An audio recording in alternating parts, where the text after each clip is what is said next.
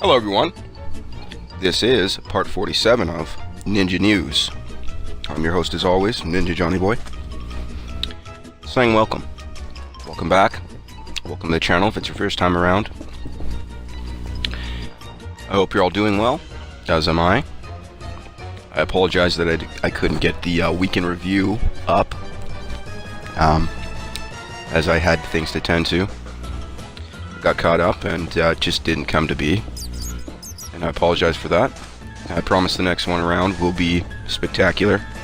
Maybe even a double feature. Who knows? I'm working on that now. I've got an interesting news story for... Oh, sorry. I hope you're all doing well. If I hadn't mentioned that. I've got a new interesting news story for you this time around. Hope you all enjoy it. Let's get right into it, shall we? E3 2017.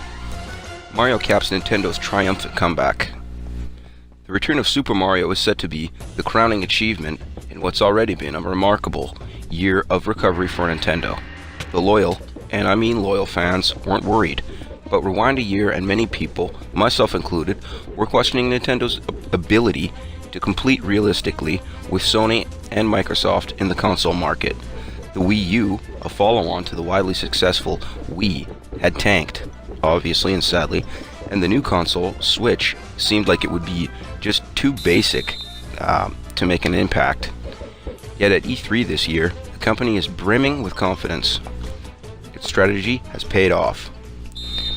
It seems to have brought back Nintendo's mojo, said Tom Phillips, news editor at Eurogamer. If you look at where Nintendo is now, compared to 12 months ago, it's really night and day. They really turned things around, eyeing the Wii. The Switch got off to a blistering start when it came out in March. It sold almost 3 million units in its first month, making it the company's fastest selling console. The first big release, Legend of Zelda: Breath of the Wild, is now considered to be one of the best games created, with several million copies sold. And so it serves as a timely reminder that to judge game consoles on processing power or true-to-true life graphics capability would be like reviewing a film based solely on the quality of its CGI. What Nintendo continually delivers is creativity other publishers cannot match. Make no mistake, the enduring appeal of titles like Mario or Zelda isn't nostalgia, but reinvention. The Switch surpasses the company's earlier expectations, so now the ambition is grander. The Wii sold more than 100 million units in its 8-year life. Can that be repeated? I'm not going to lie to you. The Wii is something that we are looking at, says Nicholas Wegnes, General Manager for Nintendo in the UK. We would really love to go back to that growing path of really making many more people smile playing Nintendo products. Chubby Plumber. To help that aim, Nintendo will once again turn to its biggest star, Mario. Super Mario Odyssey, whose October release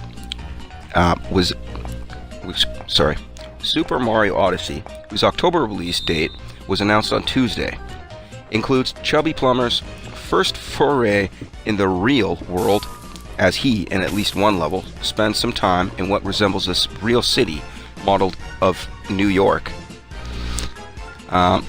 You're free to roam around and do tasks on your own, press on the main story, or distract yourself with other missions. It's just like Grand Theft Auto, but you're helping people instead of shooting them in the face. It's a good take. There's a new gameplay mechanic that makes the use of the Switch's dual motion controllers. A flick of the wrists flings Mario's new hat, called Cappy, in a given direction as a way of defeating enemies or interacting with objects. It's impossible to get a real feel for the quality of a game in a noisy convention center, so I'll leave the more qualified than me to offer the true verdict of the game when it is released. Until then, Nintendo will release ARMS, a fighting game that had people flailing their arms, and Splatoon 2, a competitive paintball shooter featuring squids, which Nintendo is positioning at its esports headliner. Okay without 4K? But Nintendo's problem is one it has faced for over a decade now. Its consoles relies heavy on the games made by the geniuses within its own company. Third-party games, while growing in number, often feel like second-class citizens on Nintendo's platform when compared to treatment on Xbox and PlayStation. As those consoles begin to offer full 4K visuals, that gap in quality will feel even wider. The 4K resolution is one thing which is part of the project, but for us there is a lot of innovation when you think about it in a Switch, said Mr. Wegness.